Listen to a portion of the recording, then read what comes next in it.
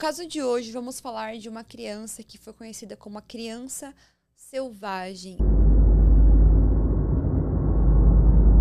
Mas antes de começar o caso de hoje, muito prazer, meu nome é Mayara Failassi, sejam bem-vindos ao canal Estante de Crimes, onde falamos sobre casos criminais reais, teorias, histórias macabras. Então, se você é novo por aqui, já sabe, já se inscreva no canal, deixe o seu like, compartilhe esse vídeo nas suas redes sociais e é isso. Espero que vocês gostem do caso de hoje. No dia 4 de novembro de 1970, em Los Angeles, Califórnia, a assistência social foi procurada por uma mulher deficiente visual, alegando que a sua filha estava sendo maltratada pelo seu marido. Quando essa mulher foi até a casa e foi até o local para ver o que estava acontecendo, o que ela viu foi uma coisa chocante. Susan Riley, ela nasceu no dia 18 de abril de 1957 em Arcadia, na Califórnia. Não sei exatamente dessa criança, o passado dos pais dela, como eles ficaram juntos, como era o relacionamento deles.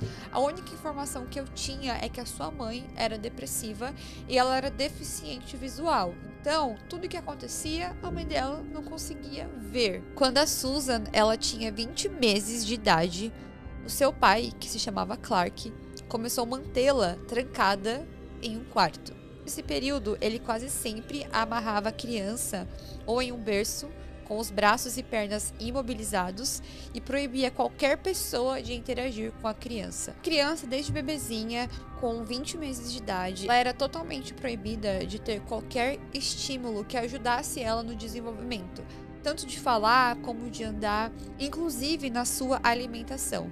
Então, desde criança, ela passou a ficar presa dentro de uma gaiola improvisada ou dentro do seu berço, porque o seu pai a prendia. E ele prendia também os seus braços e prendia também as suas pernas de forma muito agressiva. Conforme ela foi crescendo, ela foi continuando ficando presa. Foi quando o pai dela começou a colocar ela para ficar presa dentro do porão. Ela não conseguia desenvolver a sua fala, ela não ia para a escola, ela não sabia ler, ela não sabia escrever.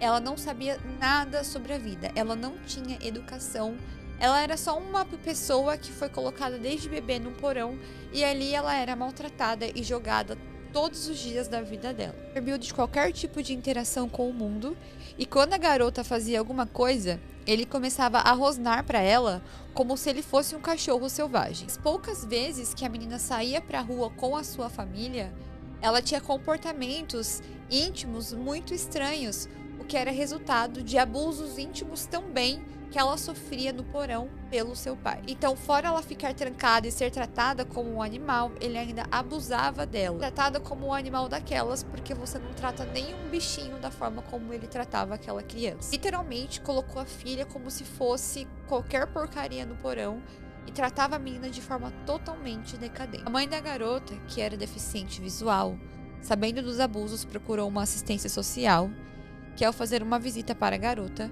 percebeu a situação decadente em que a menina vivia. Em novembro de 1970, quando ela tinha 13 anos e 7 meses, se tornou então responsabilidade do estado da Califórnia. Fontes de pesquisa, quando a assistência social foi até o local e viu as condições que a menina se encontrava, ela parecia... A forma como ela tratava as pessoas, falava, ela não conseguia conversar. E qualquer tipo de gesto, ela também começava a ter atitudes de um animal. Começava, por exemplo, a rosnar, igual o seu pai fazia, como se ela fosse um cachorro selvagem. Ela também estava sobre as suas fezes, sobre a sua sujeira. Ela estava extremamente desnutrida e era uma criança extremamente agressiva. Ela então foi pegada e levada para um hospital para que ela pudesse ser examinada. E a partir daí começar a fazer tratamentos psiquiátricos. Ela não sabia falar, ela não sabia se comunicar, então os médicos, os psicólogos, os psiquiatras, eles não conseguiam ter uma comunicação com a criança. Foi quando eles começaram a chamar especialistas para que eles pudessem desenvolver isso na menina, como se fosse uma criança que eles estivessem aprendendo a falar ou ensinar a falar novamente. Ao longo do tempo, ela foi estudada e foi acontecendo alguns avanços substanciais em seu desenvolvimento mental e psicológico. Em poucos meses, ela desenvolveu habilidades excepcionais de comunicação não verbal e, gradualmente, aprendeu algumas habilidades sociais básicas.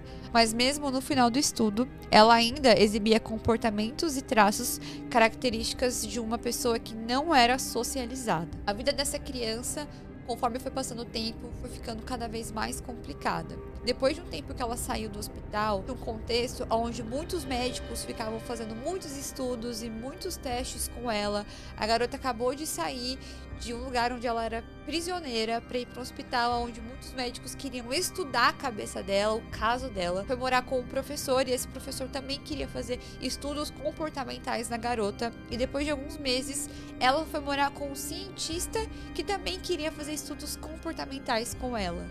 E depois que ela foi para casa desse cientista, o governo autorizou com que ela fosse morar com a sua mãe. Só que a sua mãe não tinha condições físicas, não tinha condições financeiras para cuidar da adolescente.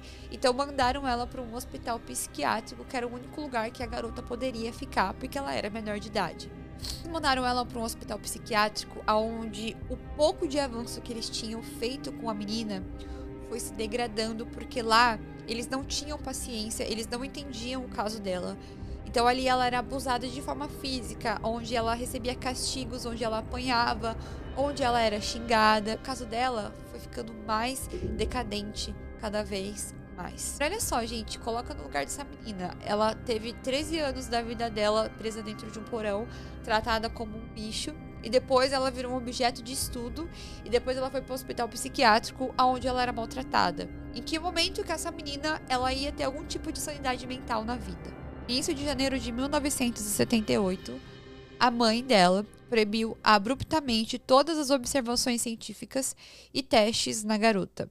Pouco se sabe sobre as suas circunstâncias desde então.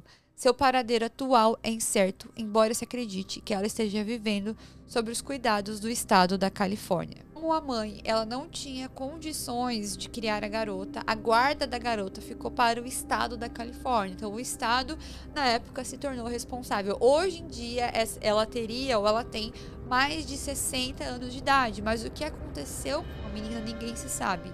Alguns lugares dizem que ela passou até a sua maioridade em hospitais psiquiátricos, sendo transferidas em lugares diferentes, porque a mãe não podia cuidar, mas o que aconteceu com ela depois, ninguém se sabe. Também não tem informação se ela tá viva, se ela não tá. Realmente, o paradeiro dela é incerto, ninguém sabe real o que aconteceu com essa menina.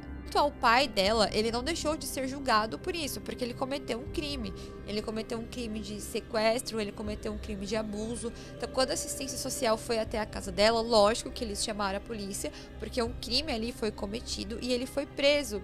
E um dia antes do julgamento dele, porque provavelmente ele iria pegar uma sentença muito grande, ele tirou a sua própria vida dentro da prisão.